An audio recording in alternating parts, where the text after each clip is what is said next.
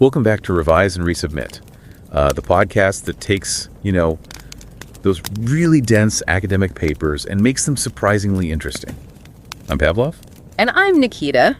Okay, so picture two people, Nick and Isla. They're standing in the same room, doing the exact same thing, singing in a community choir. For Nick, the whole process is, it's simple. He shows up on Tuesday, he sings the notes, mostly correctly, he has a laugh with the guy next to him, and then afterward they all go grab a beer. It's fun, it's a release, but the second he leaves that pub, the choir just vanishes from his mind until the next Tuesday. And then you have Ayla. She doesn't just sing. She's constantly researching new music to suggest to the conductor. She's taking private lessons on the weekend to perfect her breathing. She's, plotting out this whole vision for a charity concert she wants to lead in the fall. She isn't just at a hobby. She's actively building it, setting goals. And that distinction between Nick's, let's call it passive enjoyment, and Isla's proactive engagement, that's really the heart of our discussion today. It's the difference between simple leisure and what researchers are now calling leisure crafting. And the question we're grappling with is whether Isla's approach, which, applies the rigor of work to the freedom of play, actually makes for a better life. Or, conversely, if treating your Saturday afternoon with the same goal-oriented intensity as your Monday morning meeting just destroys the very thing that makes leisure restorative in the first place. This whole discussion is based on a really fascinating article. It's titled The Leisure Crafting Intervention: Effects on Work and Non-Work Outcomes and the Moderating Role of Age. It came out in 2026 in Human Relations. And for those who, track these things, Human Relations is an FT50 listed journal. That's the Financial Times Top 50. So it implies a level of rigor and theoretical weight that you're just not going to get from a pop psychology blog post. Right. The research comes from a really strong team, Paraskevas Petrou and Laura Den Dulk from Erasmus University Rotterdam and George Michaelides from the University of East Anglia. And we really do urge you, whether you subscribe here or not, to make time to read this article. We've put the link in the show notes. It's just a masterclass in study design. Mm-hmm. And before we dive in, here's the layman's summary of what they actually did, especially for those of you maybe just starting your own research journey. The method here is crucial. The authors wanted to see if they could train people to be more like Ayla. So they ran a randomized control trial, an RCT, with 462 working adults over 5 weeks. Which is rare in this field. We see so many cross-sectional surveys, a snapshot in time, but an RCT, that lets you see causality. It's the gold standard. So one group just went about their lives as normal. The other group, the intervention group, they watched a professional training video on leisure crafting and then created a personal development plan for their hobbies. And the core finding was, it was counterintuitive. The researchers figured this training would make people's lives feel more meaningful. It didn't. But it did make them more creative and engaged at their jobs. And maybe most interestingly, the effects really depended on how old the participant was. So let's open the floor. I'm the advocate. I'm here to argue that this paper shows leisure crafting is a vital, seriously underutilized resource. That by structuring our free time and pursuing mastery, we can unlock energy and creativity that spills over into our professional lives, especially for the aging workforce. And I'm the dissenter. And I take the view that this instrumentalizing of our leisure, turning it into another project to be managed, actually fails to deliver personal happiness. As we'll see in the data, it just creates a second shift of mental labor that, for younger workers at least, does more harm than good. All right, so let's start with the positions. I look at this paper and I just see a breakthrough in what we call enrichment theory. For a long time, the dominant idea was resource depletion, this idea that work and life are fighting for the same limited pool of energy. If I work hard, I'm too tired to play. If I play hard, I'm too tired to work. A zero-sum game. Exactly. But enrichment theory suggests that resources you gain in one area can spin over into the other. And the study actually proves the causality. It defines leisure crafting through 3 pillars: autonomous goal setting, learning, and human connection. The authors argue, and I think the data backs this up, that when you teach people to satisfy these needs outside of work, they don't just become better hobbyists. They become better employees. They bring fresh ideas back to the office, and that's a massive win for organizations. See, I come at it from a totally different angle. I look at this study and I see a failure of its central promise. I mean, let's just look at hypothesis 1. The authors predicted that by crafting their leisure, people would see more meaning in life, greater need satisfaction, a stronger sense of community. And look, I'll acknowledge those results were statistically insignificant. They were flat. The intervention completely failed to improve the participants' non-work lives. The only thing it improved was their utility to their employers. So my position is that the methodology, while it was rigorous, it reveals a pretty bleak reality. When you workify your leisure, you don't get a better life. You just get a longer workday. And as we'll get into, for younger folks, this wasn't just neutral, it was actually harmful. I think you're framing the lack of a result in one area as a failure of the whole concept, which I think is a bit unfair. But let's dig into why you think that happened. It starts with the method itself. Right. Let's talk about this workification of leisure. The intervention literally involved a personal development plan. I mean, participants watched a video on autonomy, competence, and relatedness. Standard self-determination theory stuff. And then they had to sit down and write a plan. How will I apply this to my hobby? And they had to reflect on it every week. Which is necessary. I mean, if you want to move someone from mindless scrolling, the Nick model, to mindful engagement, you need some structure. You need a scaffold. The manipulation check in the study proved that this worked. The intervention group really did increase their leisure crafting scores. They learned the skill. They learned the skill, but at what cost? When you ask someone to set goals for their knitting and then report on that progress, you're forcing a performance mindset onto a space that's meant for relaxation.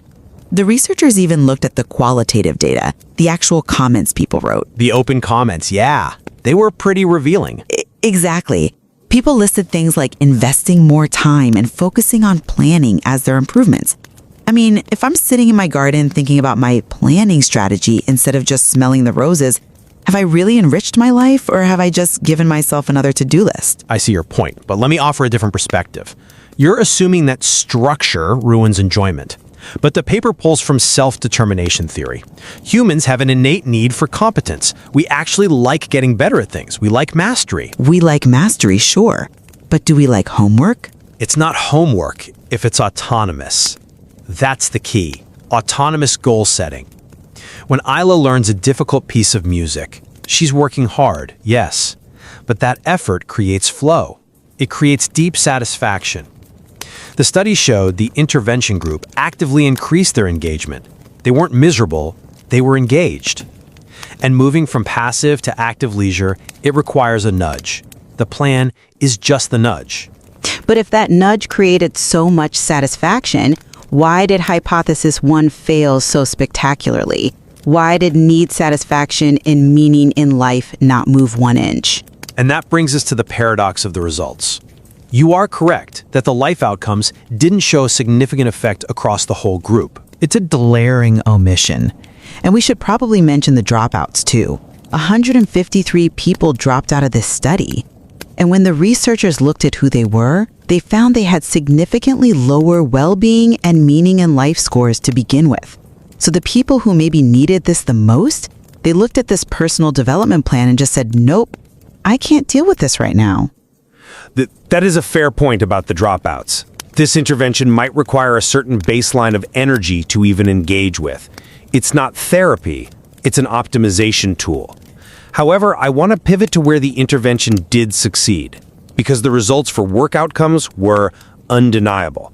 Hypothesis 2 was largely supported. The intervention group saw significant growth in meaning at work and employee creativity. I don't dispute the data points. They did become more creative employees. But think about the mechanism. This validates the enrichment theory we were talking about. Let's go back to Ayla in the choir. The paper suggests she learns a new song. That process stimulates her brain, gives her confidence. The next day, she's at her ad agency, and that creative spark, it transfers. She has an idea for a campaign she wouldn't have had otherwise. The paper statistically validates this transfer. I accept that the transfer happens. My objection is more existential.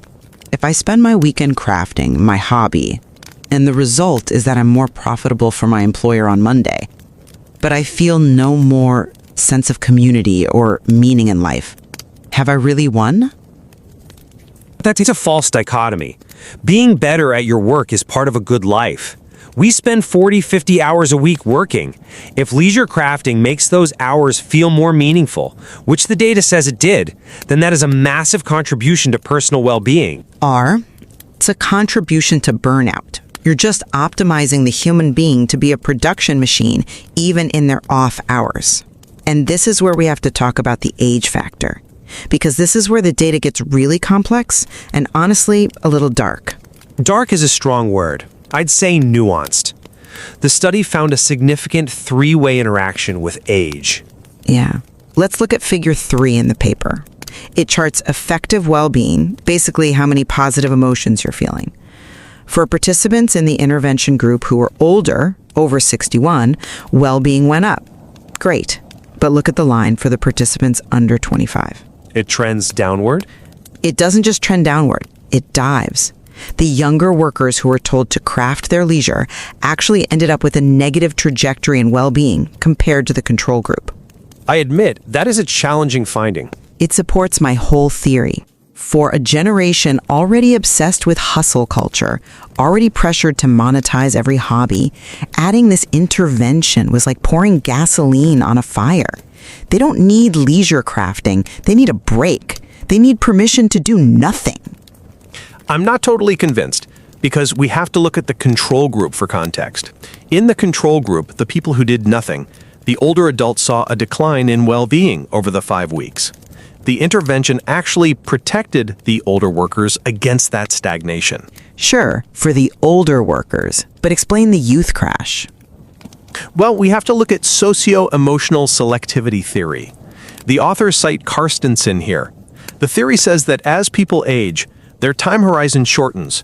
They stop caring so much about, building for the future, and they start caring about emotional meaning right now. Right, they filter out the noise. Exactly. So when an older worker engages in leisure crafting, setting a goal to connect with a friend or learn a skill, it aligns perfectly with their developmental stage. They use the tool to generate genuine happiness. This intervention is a potent tool for keeping the aging workforce agile and happy. The fact that it didn't work for a 22-year-old doesn't negate its value for a 62-year-old. But it suggests this is not a universal solution, and it suggests we have to be incredibly careful about how we roll this out. If an HR department just reads the abstract and mandates leisure crafting for everyone, they might be helping their veterans while pushing their Gen Z talent closer to a breakdown. That is a valid caution. Context matters, but let's also look at the activities. 58% of the participants chose sports. Physical activity is known to be protective for older adults. It's possible the learning component helped them take their health more seriously, mastering a tennis serve, training for a 5K, and that's what drove the well-being boost. That's true. If you're 60 and you decide to take your tennis game seriously, that's a health intervention. But for the young person who maybe chose a side hustle type hobby, coding or graphic design, adding goals to that just makes it a second job. The authors didn't find significant interactions on the type of activity, but I suspect with a bigger sample, you might see that. I also want to touch on the sense of community finding or lack of one. You mentioned it failed, but look at how they measured it. A single item measure. Thanks to my leisure time activity, I felt part of a community. Yes, and they acknowledge this as a limitation. A single item measure is notoriously blunt. It often just fails to pick up any nuance. But still, it yielded nothing. And this brings me back to the instrumentalization critique. Real community happens in the messy, unstructured moments. The beer after choir practice that Nick enjoys. When you're Ayla, focusing on your personal development plan and your learning goals, you might actually be isolating yourself because you're so focused on your own trajectory. You're bowling alone, even when you're with people. I'd frame it differently. Ayla might be leading the group, mentoring others. That's a deeper connection than just hanging out. The study showed leisure crafting increased meaning at work. it's very likely that a sense of community just takes longer than 5 weeks to build. 5 weeks is a short time to feel like you belong, but it's plenty of time to learn a skill that helps you at work. That's a fair point on the timeline. 5 weeks is a blink of an eye. So, where does this leave us? I look at this paper and I see a validation of agency. We can shape our free time, and when we do, we sharpen our minds. And I see a cautionary tale about boundaries. When we try to shape everything, we lose the ability to just be. Let's move to our closing thoughts then. What's the actionable reality here? After you. To summarize my position, this paper, in a top-tier journal, successfully shows that a low-cost, 5-week online intervention can boost employee creativity and meaning at work. That's a significant finding. It validates leisure crafting not just as a concept, but as a skill you can teach. But No but! It highlights that this is a powerful intervention for the aging workforce. For employees nearing retirement who often face a decline in engagement, this offers a way to revitalize their energy by tapping into their personal passions. It turns me time into a battery charger. It solves a real stagnation problem. my summary is this. The work benefits are real. I'll concede that. But the failure to improve life satisfaction and the negative impact on younger workers' well-being is a flashing red light.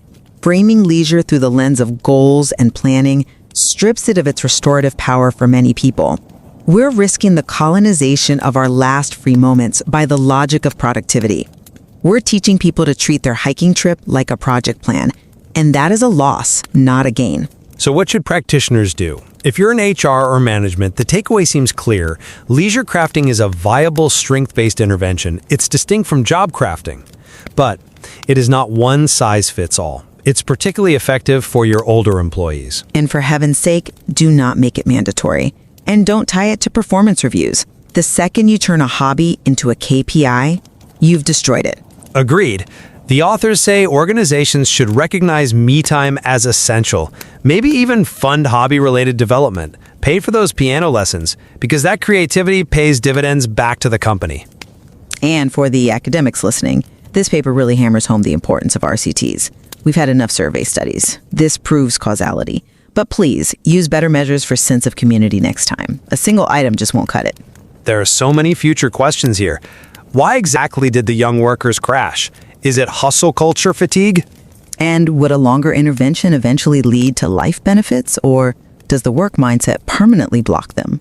We don't know yet. And does the activity matter? Would creative hobbies give you different results than sports? There's just so much more to explore here. Indeed. It forces us to ask, do we work to live, or do we craft our living to work better? A question we will leave with you. Thank you for engaging with this complex study on the boundaries between work and play. Goodbye. And don't forget to subscribe to Revise and Resubmit on Spotify and Apple Podcasts. Until next time, keep those minds curious, keep questioning, and keep revising and resubmitting.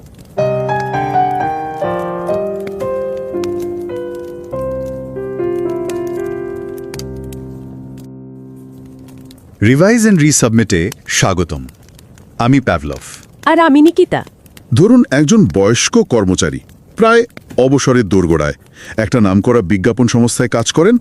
কাজের বাইরেও তার কিন্তু একটা দারুণ জগৎ আছে। তিনি একটা গায়ক দলে গান করেন। এই শখটা শুধু তার একঘেয়েমি কাটায় না, মানে তাকে একটা সম্প্রদায়ের অংশ হওয়ার অনুভূতি দেয়, একটা মানসিক আশ্রয় দেয় আর কি। ঠিক। তো একদিন গানের ক্লাসে একটা নতুন সুর শিখতে গিয়ে তার মাথায় বিদ্যুৎ চমকের মতো একটা আইডিয়া এলো। এই সুরটা তো তার অফিসের নতুন পণ্যের বিজ্ঞাপনে দারুণ মানাবে। ও আচ্ছা। শুধু তাই নয়, ক্লাসের পর এক সহশিল্পীর সাথে আড্ডা দিতে দিতে এমন একটা নতুন কনসেপ্টের জন্ম হলো যা তার অফিসের তরুণ সহকর্মীরাও ভাবতে পারেনি।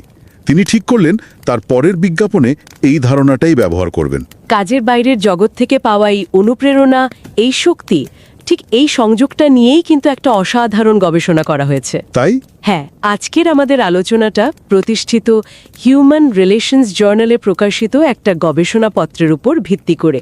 আর বলে রাখা ভালো, এটা একটা FT50 তালিকাভুক্ত জার্নাল, মানে একাডেমিক জগতে এর গুরুত্ব কিন্তু অনেক। গবেষণাপত্রটির লেখক হলেন নেদারল্যান্ডসের ইরাসমাস ইউনিভার্সিটি রটারড্যামের পারাসকেভাস পেট্রো আর লরা ডেন ডুল্ক। এবং যুক্তরাজ্যের ইউনিভার্সিটি অফ ইস্ট অ্যাংলিয়ার জর্জ মাইকেলাইডস। একদম। সত্যি বলতে এই পেপারটা সবার একবার পড়া উচিত, বিশেষ করে যারা কর্মজীবন আর ব্যক্তিগত জীবনের ভারসাম্য নিয়ে ভাবেন। আমরা লিঙ্কটা শো নোটসে দিয়ে দিচ্ছি। আমাদের এই আলোচনা তো আছেই, কিন্তু মূল গবেষণাপত্রটা পড়ার অভিজ্ঞতাটাই অন্যরকম। একদম ঠিক। আর যারা একাডেমিক গবেষণার জগতে নতুন বা নিজের গবেষণা শুরু করার কথা ভাবছেন, তাদের জন্য আমাদের আজকের আলোচনাটা বেশ কাজেরও হতে পারে। চলুন প্রথমে সহজ করে গবেষণার মূল বিষয়টা বুঝে নেওয়া যাক। হ্যাঁ। এর কেন্দ্রবিন্দুতে রয়েছে একটা ধারণা যার নাম লিজার ক্রাফটিং। লেজার ক্রাফটিং শব্দটা শুনলে হয়তো মনে হতে পারে খুব জটিল কিছু, কিন্তু আসলে তা নয়। এটা সাধারণ শখের থেকে এক ধাপ এগিয়ে। মানে কিভাবে? মানে হলো নিজের অবসরের কাজগুলোকে সচেতনভাবে 3টি লক্ষ্যের জন্য ব্যবহার করা। 1, নিজের জন্য নতুন লক্ষ্য ঠিক করা, যেমন ধরুন ম্যারাথনে দৌড়ানোর জন্য প্রস্তুতি নেওয়া। আচ্ছা। 2, নতুন কিছু শেখা বা নিজের দক্ষতা বাড়ানো, যেমন একটা নতুন ভাষা শেখা। আর 3, মানুষের সাথে সংযোগ বাড়ানো, যেমন কোনো বুক ক্লাবে যোগ দেওয়া। পেপারটাতে তো বিষয়টা বোঝানোর জন্য একটা চমৎকার উদাহরণ দেওয়া হয়েছে, তাই না? হ্যাঁ, নিক আর আয়লার উদাহরণটা। হ্যাঁ, ধরা যাক নিক আর আয়লা দুজনেই একটা গানের ক্লাসে যায়। নিক সেখানে যায় শুধু মজা করার জন্য। ক্লাসের পর বন্ধুদের সাথে আড্ডা দেয়, তারপর বাড়ি ফিরে যায়। সপ্তাহের বাকি দিনগুলোতে সে এটা নিয়ে আর বিশেষ ভাবে না। কিন্তু আয়লা তার গান নিয়ে খুবই আন্তরিক। সে ক্লাসে নতুন গানের প্রস্তাব দেয়, অনুষ্ঠানের আয়োজনে নিজে থেকেই অংশ নেয়, এমনকি ভবিষ্যতে নিজের একটা ব্যান্ড খোলার স্বপ্নও দেখে। এই যে আয়লার মনোভাব, এই যে তার শখটাকে নিয়ে সচেতনভাবে এগোনো, এটাই হলো লেজার ক্রাফটিং। ঠিক তাই।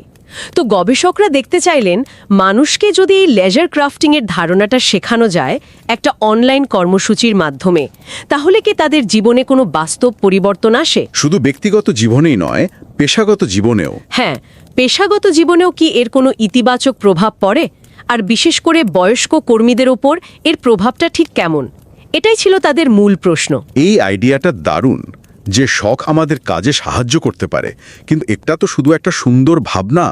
এর পেছনে কি কোনো শক্ত মনস্তাত্ত্বিক ভিত্তি আছে? মানে গবেষকরা কেন ভাবলেন যে এই দুই জগতের মধ্যে আসলেই কোনো সংযোগ থাকবে? খুব ভালো প্রশ্ন।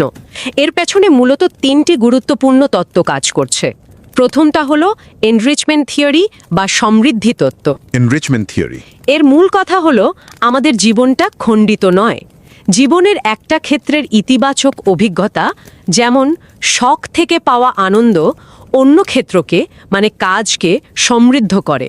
ও, আমাদের আলোচনার শুরুতে বিজ্ঞাপনের ওই কর্মীর গল্পের মতো। একদম। তার গানের জগৎ থেকে পাওয়া সৃজনশীলতা আর সংযোগ তার কাজের জগৎকে নতুন দিশা দেখাচ্ছে। তার মানে এটা একটা দ্বিমুখী রাস্তা, তাই না? ভালো কাজ যেমন আমাদের ব্যক্তিগত জীবনকে সমৃদ্ধ করে, তেমনি একটা আনন্দময় ব্যক্তিগত জীবন আমাদের কাজে আরও দক্ষ করে তুলতে পারে। বেশ, কিন্তু বয়সের ব্যাপারটা কেন এত গুরুত্বপূর্ণ মনে করা হলো? বয়সের বিষয়টাকে ব্যাখ্যা করা হয়েছে সোশিও ইমোশনাল সিলেক্টিভিটি থিওরি দিয়ে। এই তত্ত্বটা খুব আকর্ষণীয়। এটা বলে যে মানুষ যখন বুঝতে পারে তার জীবনের সময় সীমিত, মানে বয়স বাড়ার সাথে সাথে, তাই তো? হ্যাঁ, একদম, তখন তারা তাদের সময় আর শক্তিকে এমন কিছুতে বিনিয়োগ করতে চায় যা আবেগপূর্ণভাবে অর্থবহ। তারা তখন অগভীর সামাজিকতার চেয়ে গভীর সম্পর্ককে বেশি গুরুত্ব দেয়। তার মানে লেজার ক্রাফটিংয়ের মতো অর্থপূর্ণ কার্যকলাপ থেকে বয়স্করা বেশি উপকৃত হতে পারে। ঠিক তাই, কারণ এটা তাদের মানসিক চাহিদার সাথে সরাসরি মিলে যায়। এটা তো প্রচলিত ধারণা ঠিক উল্টো। আমরা তো ভাবি বয়স বাড়লে মানুষ নতুন কিছু করা থেকে গুটিয়ে যায়, কিন্তু এই তত্ত্ব বলছে তারা আসলে অগভীর জিনিস ছেড়ে আরও বেশি অর্থপূর্ণ জিনিসের দিকে ঝোঁকে।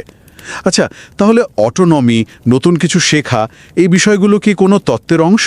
হ্যাঁ, এখানেই তৃতীয় তত্ত্বটি আসছে, সেলফ ডিটারমিনেশন থিওরি। আচ্ছা, এই তত্ত্ব অনুযায়ী সব মানুষেরই 3টি মৌলিক মনস্তাত্ত্বিক চাহিদা আছে: স্বায়ত্তশাসন বা নিজের সিদ্ধান্ত নিজে নেওয়ার স্বাধীনতা, দক্ষতা বা কোনো কিছুতে পারদর্শী হওয়ার অনুভূতি, আর একাত্মতা বা অন্যের সাথে নিজেকে সংযুক্ত মনে করা। আর লেজার ক্রাফটিংয়ের 3টি উপাদানও তো এগুলোই ছিল। একদম।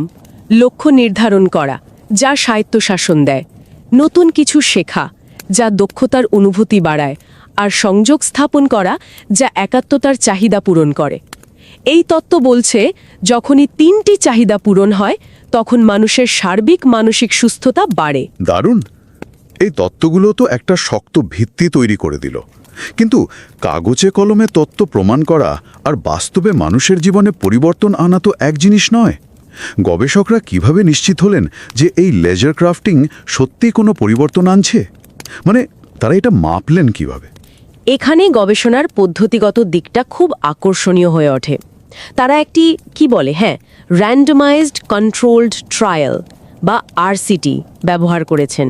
আরসিটি? হ্যাঁ, চিকিৎসা বিজ্ঞান থেকে শুরু করে সমাজবিজ্ঞানে কার্যকারণ সম্পর্ক প্রমাণের জন্য এটিকে সবচেয়ে নির্ভরযোগ্য বা গোল্ড স্ট্যান্ডার্ড পদ্ধতিগুলোর একটি হিসেবে ধরা হয়। এর মানে হলো অংশগ্রহণকারীদের দৈব চয়নের মাধ্যমে বিভিন্ন দলে ভাগ করা হয়, তাই তো? কিন্তু কন্ট্রোল গ্রুপ বা দ্বিতীয় দলটা রাখার কারণ কি? শুধু যারা প্রশিক্ষণ নিয়েছে তাদের পরিবর্তন দেখলেই তো হতো। এটা একটা খুব গুরুত্বপূর্ণ প্রশ্ন, বিশেষ করে যারা গবেষণা শুরু করছেন তাদের জন্য। ধরুন, আমরা শুধু প্রশিক্ষণ নেয়া দলটির দিকেই তাকালাম এবং দেখলাম 5 সপ্তাহ পরে তাদের সৃজনশীলতা বেড়েছে। অন্য কোনো ভালো ঘটনা ঘটেছে? অথবা হয়তো সমীক্ষায় বারবার উত্তর দিতে দিতেই তারা নিজেদের নিয়ে বেশি ভাবতে শুরু করেছে।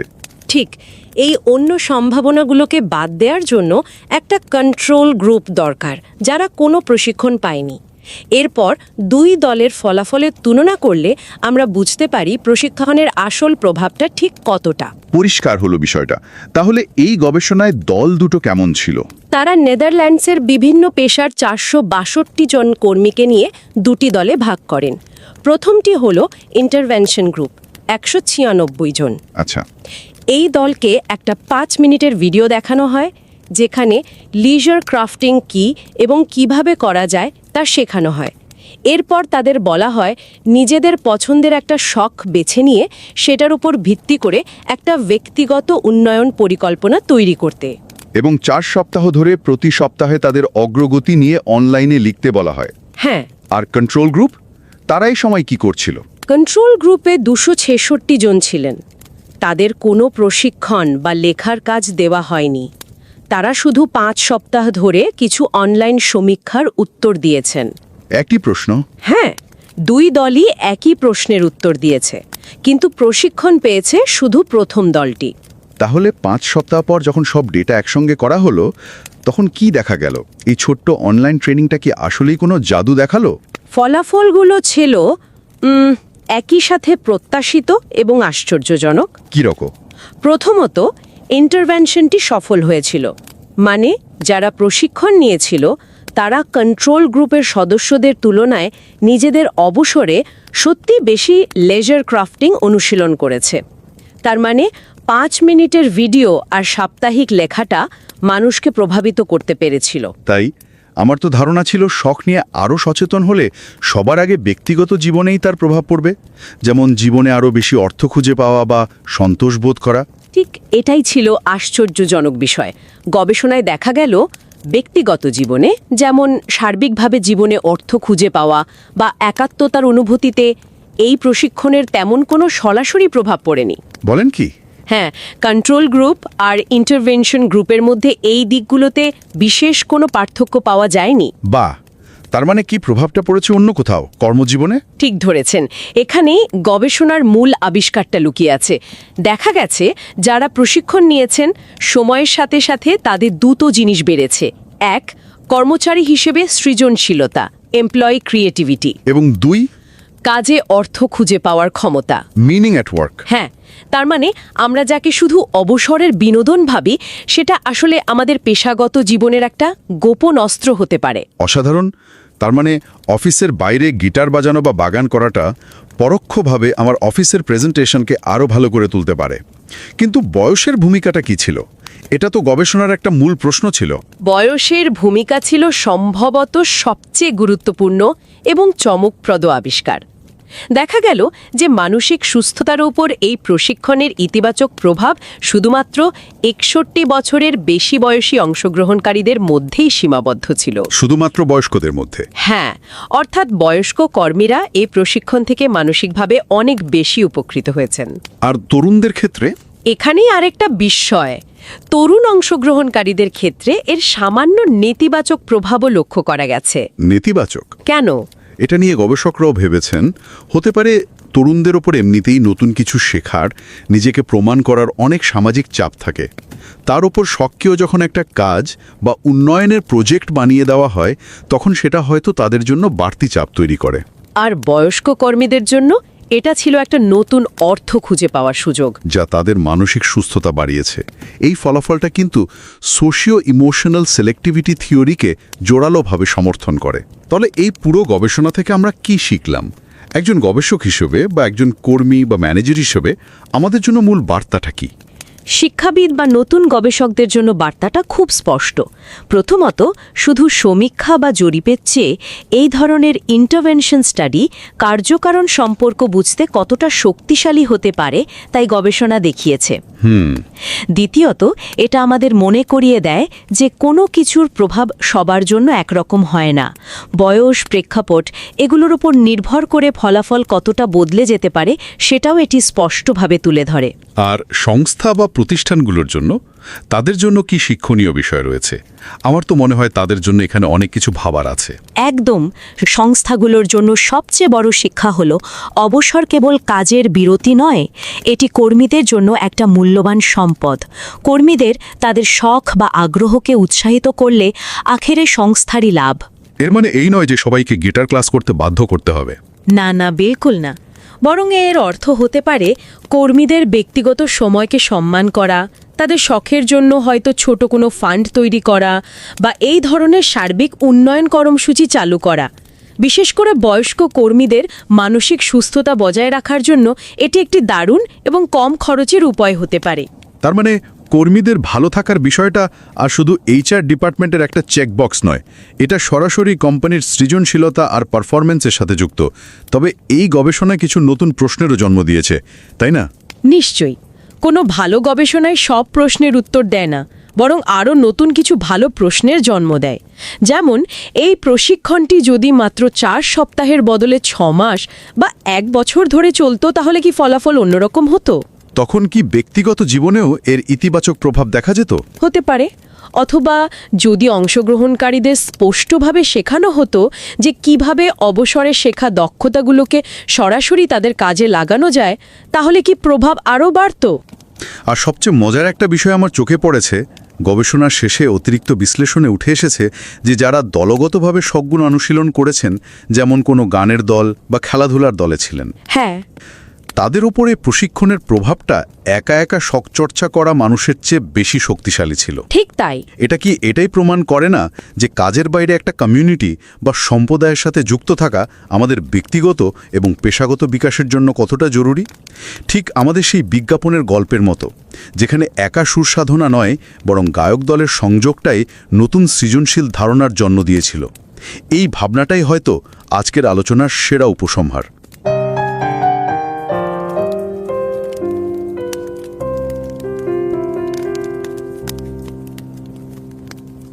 नमस्कार। रिवाइज एंड रीसबमिट में आपका स्वागत है। मैं हूं पावलोव और मैं हूं निकिता। सोचिए, एक विज्ञापन कंपनी में काम करने वाली एक महिला हैं जो अपने करियर के आखिरी पड़ाव पर हैं, मतलब रिटायरमेंट के करीब। काम का तनाव, डेडलाइंस, वही रोज की भागदौड़, लेकिन हफ्ते में एक शाम वो सब कुछ भूल जाती हैं। वो एक क्वायर में गाती हैं, एक गायक मंडली में। वहां उन्हें एक अलग ही दुनिया मिलती है, संगीत, सुर और सबसे बढ़कर अपनेपन का एक एहसास। एक शाम प्रैक्टिस के दौरान वो एक नया गाना सीखती हैं और अचानक उनके दिमाग में बत्ती जलती है। इस गाने की धुन ये तो उनके अगले एड कैंपेन के लिए एकदम परफेक्ट है। और सिर्फ इतना ही नहीं, ब्रेक में वो क्वायर के एक साथी से बात करती हैं जो एक बिल्कुल अलग इंडस्ट्री से है। बातों बातों में उन्हें एक ऐसा out of the box idea मिलता है जो शायद ऑफिस के कॉन्फ्रेंस रूम में कभी नहीं मिल पाता। और ये सिर्फ एक दिल को छू लेने वाली कहानी नहीं है, बल्कि ये उस वैज्ञानिक अध्ययन का सार है जिस पर हम आज बात करने वाले हैं। ये चर्चा एक असल लेख पर आधारित है जो प्रतिष्ठित ह्यूमन रिलेशंस जर्नल में छपा है।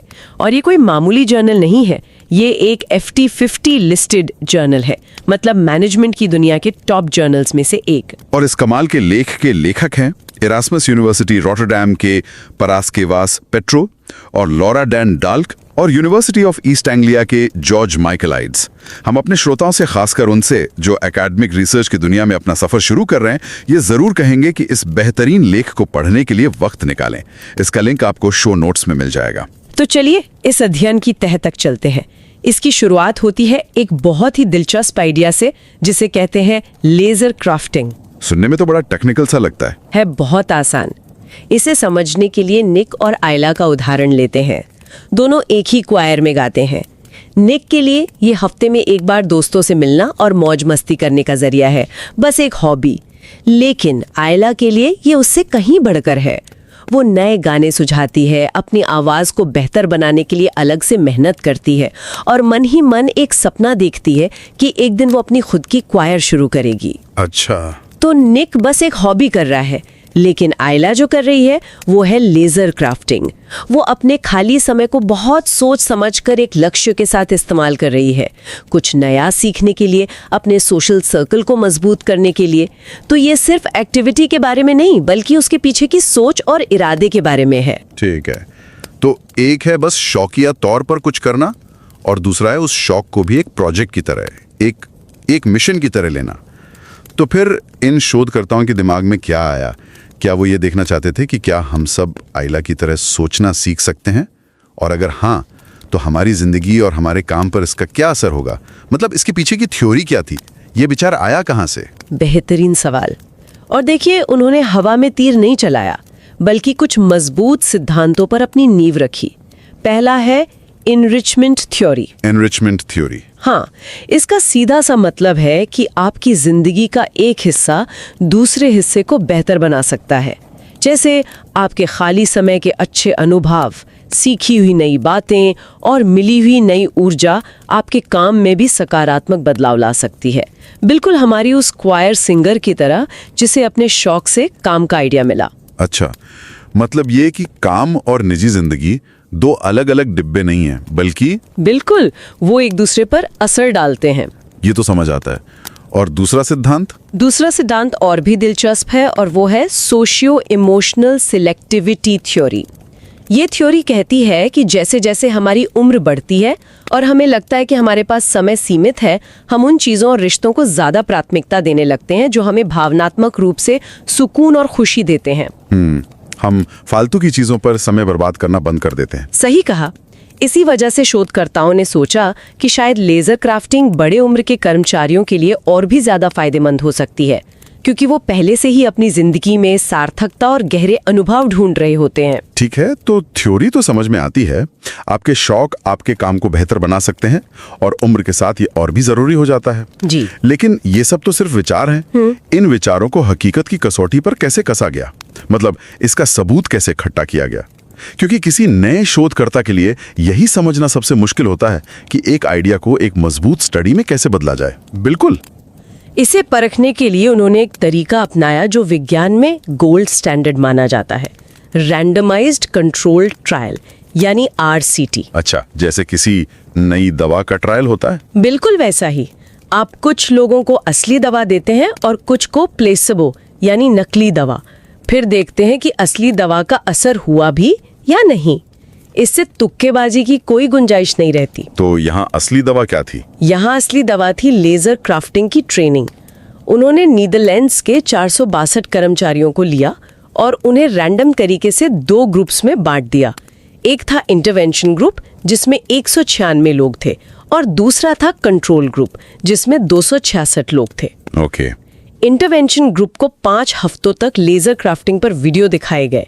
उनसे एक पर्सनल डेवलपमेंट प्लान बनवाया गया और हर हफ्ते लिखने को कहा गया कि उनकी तरक्की कैसी चल रही है। अरे बाप रे, मतलब शौक के लिए भी होमवर्क। हाँ, कुछ वैसा ही। और कंट्रोल ग्रुप का क्या? उन्हें बस बैठे रहना था? लगभग। कंट्रोल ग्रुप ने कोई ट्रेनिंग नहीं ली, उन्होंने सिर्फ हर हफ्ते सर्वे भरे। और यही इस डिजाइन की खूबसूरती है। अब अगर इंटरवेंशन ग्रुप में कोई बदलाव आता है तो हम काफी भरोसे के साथ कह सकते हैं कि वो ट्रेनिंग की वजह से आया है, ना कि किसी और कारण से, क्योंकि दोनों ग्रुप्स में बाकी सब कुछ तो एक जैसा ही था। तो आपने एक ग्रुप को ट्रेनिंग दी और एक को नहीं। लेकिन मुझे एक बात खटक रही है, क्या ऐसा नहीं हो सकता कि जिस ग्रुप को आप ज्यादा तवज्जो दे रहे हैं वो सिर्फ इसलिए बेहतर महसूस करने लगे क्योंकि उन पर ध्यान दिया जा रहा है? असली ट्रेनिंग की वजह से नहीं? ये बहुत ही ज़रूरी सवाल है और रिसर्च में इसे हॉथॉर्न इफेक्ट कहते हैं। इसी से बचने के लिए कंट्रोल ग्रुप भी सर्वे भर रहा था ताकि दोनों ग्रुप्स को लगे कि वो स्टडी का हिस्सा है। ये सुनिश्चित करता है कि जो असर हम देख रहे हैं वो सिर्फ तवज्जो का नहीं बल्कि ट्रेनिंग के कंटेंट का है। चलिए अब उस हिस्से पर आते हैं जिसका सबको इंतजार है। नतीजे क्या निकले? क्या लोगों को अपने खाली समय को एक मिशन की तरह देखने की ट्रेनिंग देने से वाकई कोई फर्क पड़ा? फर्क पड़ा, लेकिन इतने अनोखे और हैरान करने वाले तरीकों से कि शोधकर्ता भी चौंक गए होंगे। पहली बात तो ये कि ट्रेनिंग काम कर गई। जिन लोगों को सिखाया गया था उन्होंने सच में ज्यादा लेजर क्राफ्टिंग करना शुरू कर दिया। अच्छा, मतलब लोगों ने बात मानी? हाँ, लेकिन सबसे बड़ी और साफ सफलता मिली काम के मोर्चे पर। इंटरवेंशन ग्रुप के लोगों के काम पर क्रिएटिविटी और काम से मिलने वाली सार्थकता दोनों में जबरदस्त उछाल आया। ये कमाल है, मतलब ये वर्क लाइफ बैलेंस की पूरी धारणा को ही पलट देता है। हम हमेशा सोचते हैं कि काम और जिंदगी को अलग अलग रखना चाहिए, लेकिन ये स्टडी कह रही है कि उन्हें समझदारी से जोड़ने से असल फायदा होता है। ये तो बिल्कुल हमारी उस विज्ञापन कंपनी वाली महिला की तरह है। उनके गाने के शौक ने उन्हें काम के लिए एक नया आइडिया दिया। ये थ्योरी नहीं, असल जिंदगी है। बिल्कुल, उनके शौक सचमुच उनके काम को बेहतर बना रहे थे। उन्हें काम ज्यादा सार्थक लगने लगा था और वो ज्यादा नए आइडियाज ला रहे थे। ठीक है, तो काम पर तो इसका सीधा फायदा हुआ, लेकिन काम के बाहर की जिंदगी का क्या? क्या वो लोग अपनी निजी जिंदगी में भी ज्यादा खुश और संतुष्ट महसूस करने लगे? यहीं पर कहानी में एक दिलचस्प मोड़ आता है। जब शोधकर्ताओं ने काम के बाहर के नतीजों को देखा, जैसे जीवन में सार्थकता या समुदाय की भावना, तो वहाँ कोई खास बदलाव नहीं दिखा। एक मिनट, ये तो अजीब है। अगर किसी का काम ज्यादा सार्थक हो रहा है तो उसकी पूरी जिंदगी को भी तो ज्यादा सार्थक महसूस होना चाहिए, है ना? ऐसा क्यों हुआ होगा? और ये एक बहुत जरूरी बात है जो अक्सर लोग नहीं समझते।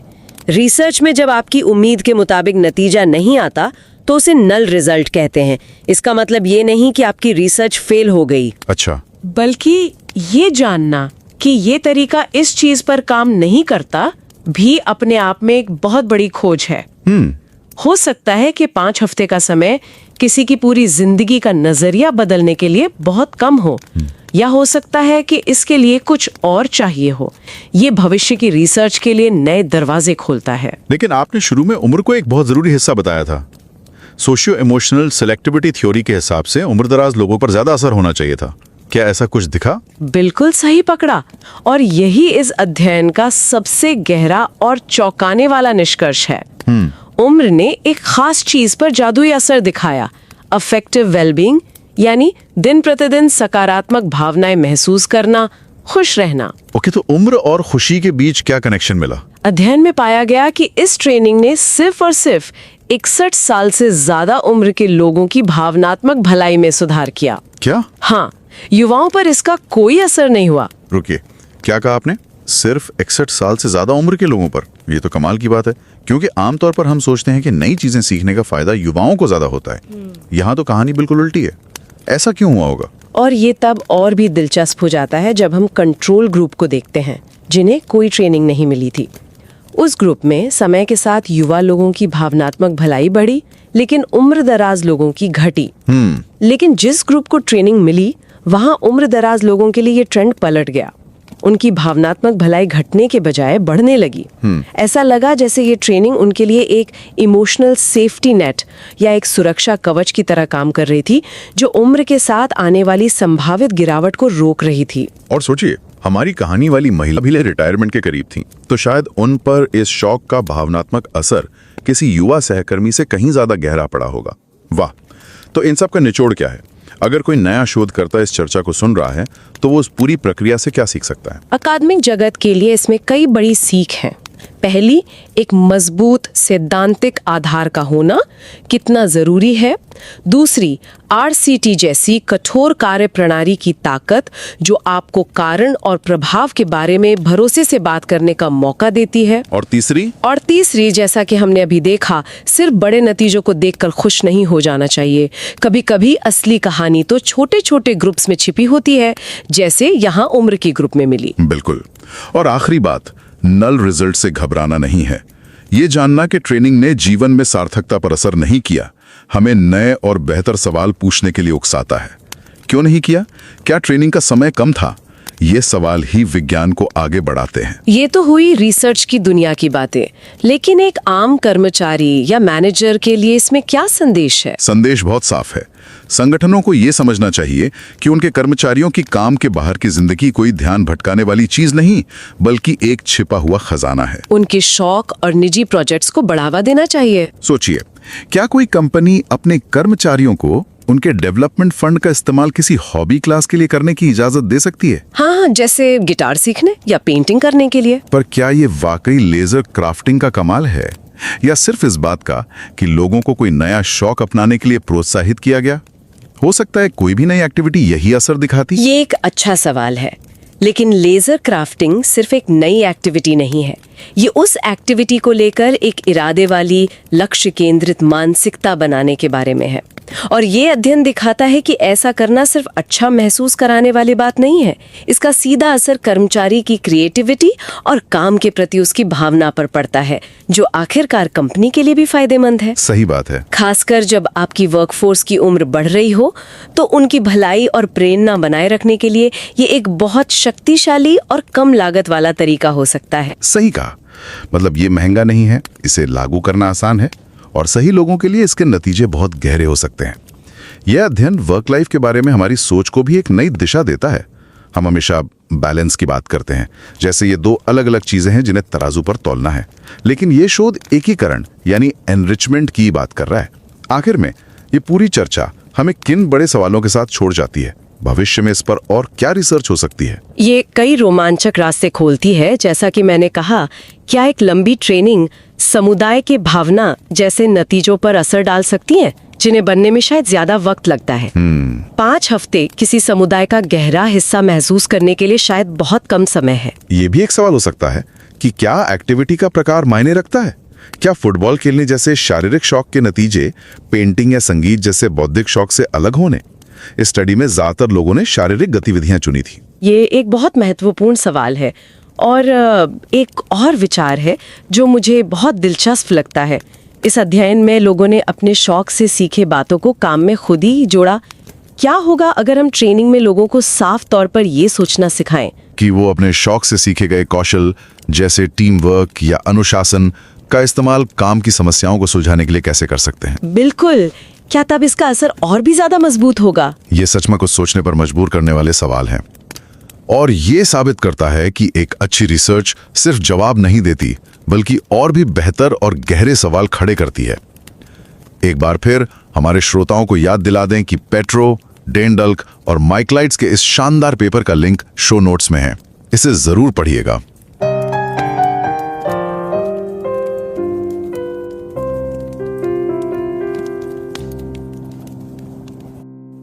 Forestil dig lige en erfaren medarbejder på et reklamebureau. En af dem, der er ved at nærme sig pensionsalderen. Hun elsker sit job, har set det hele, men hun har altså også et rigt liv ved siden af.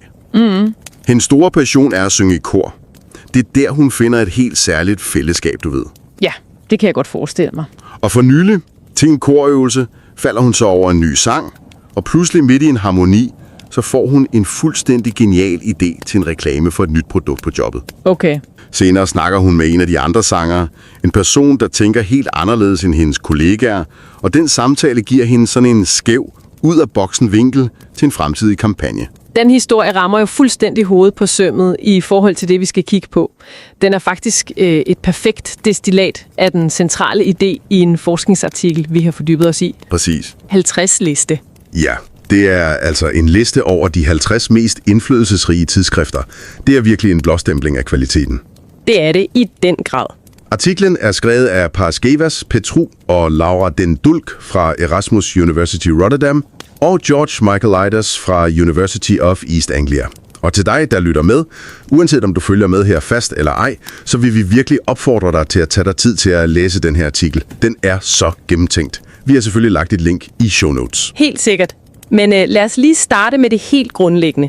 Hvad er det for et fænomen, de undersøger? De undersøger et koncept, de kalder leisure crafting, altså direkte oversat fritidshåndværk. Okay, Og det dækker simpelthen over den her proaktive måde, du kan forme din fritid på. Altså at man bevidst sætter sig mål, lærer nye ting og dyrker relationer, når man ikke arbejder. Okay, så det er ikke bare at ligge på sofaen? Netop.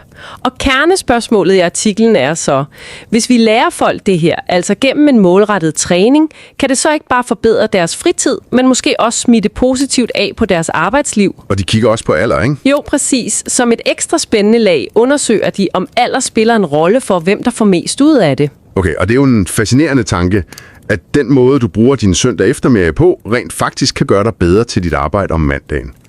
Men hvordan i alverden undersøger man så noget videnskabeligt? Lige præcis. Man kan jo ikke bare spørge folk, vel? Nej. Gør din hobby dig mere kreativ? Det vil de fleste nok sige ja til. Fuldstændig.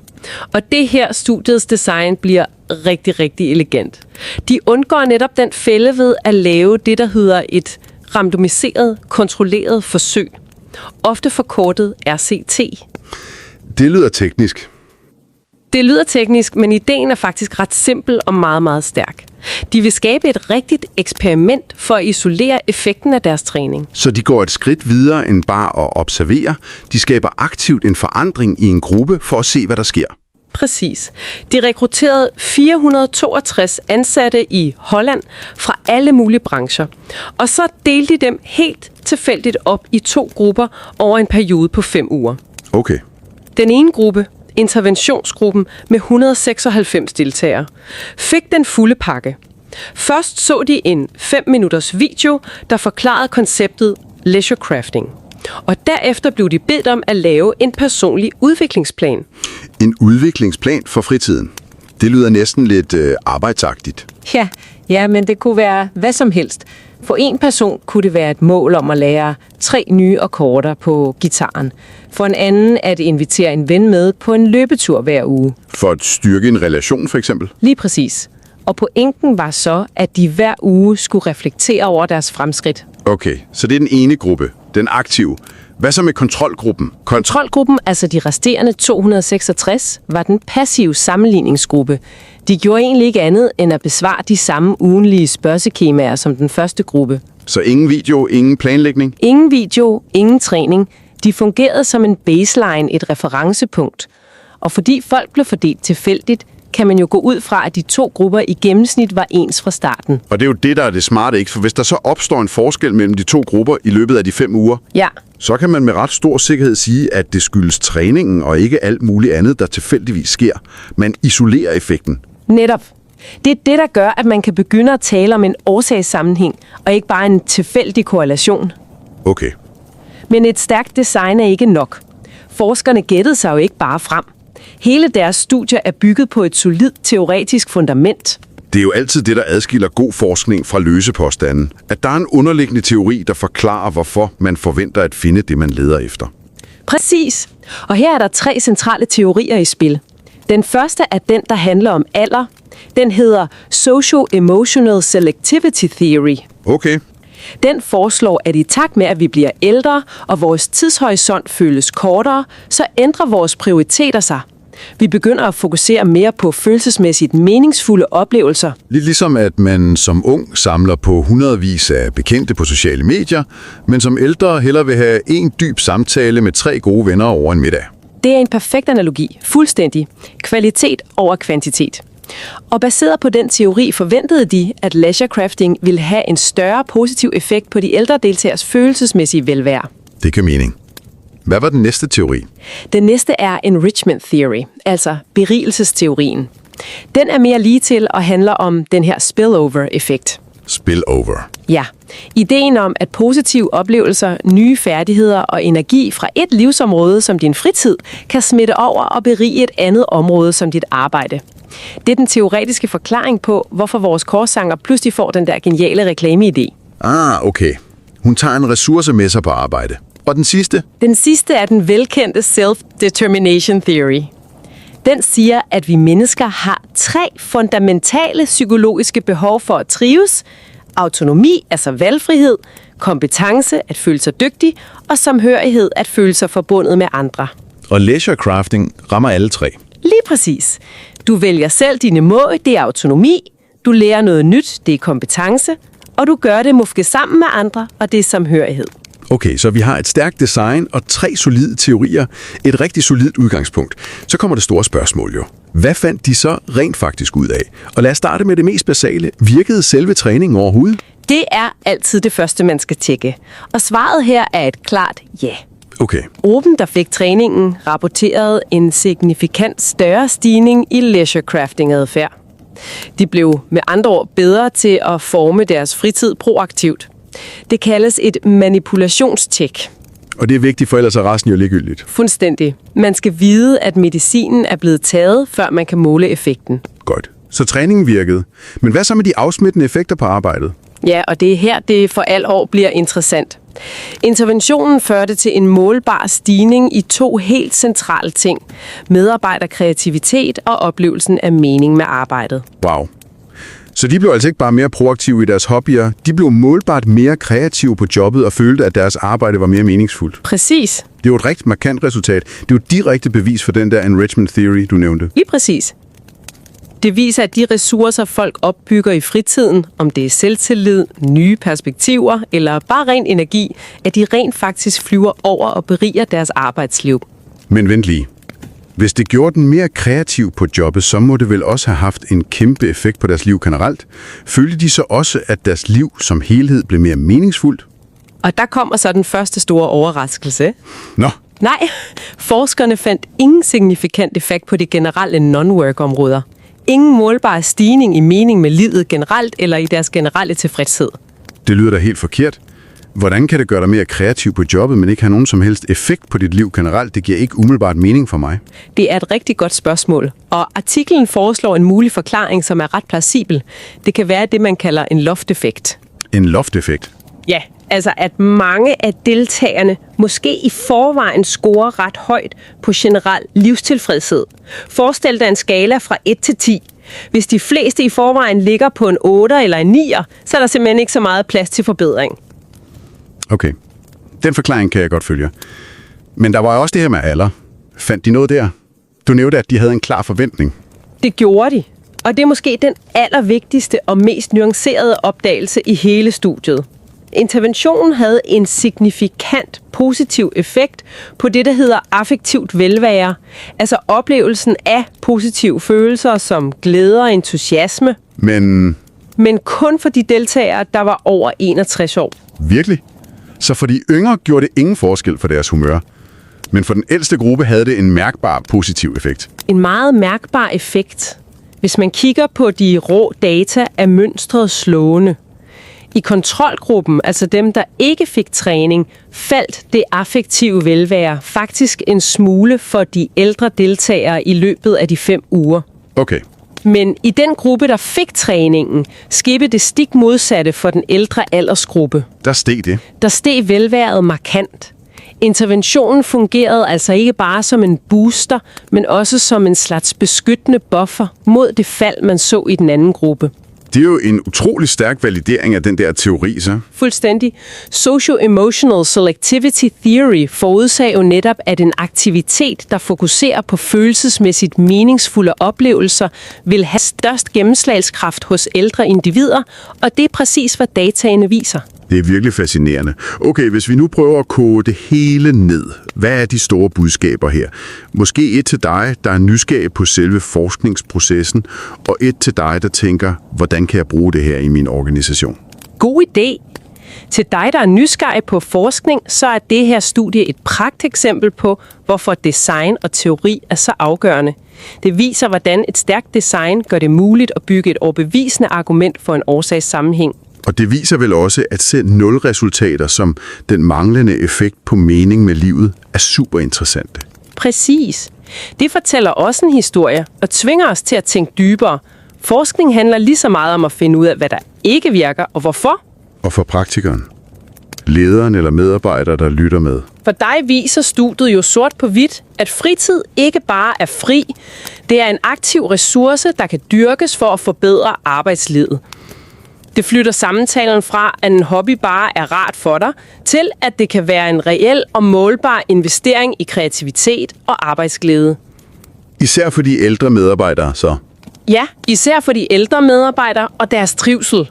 I en tid med en aldrende arbejdsstyrke er det her jo et ekstremt relevant værktøj. Det handler om at se hele mennesket, ikke kun medarbejderen.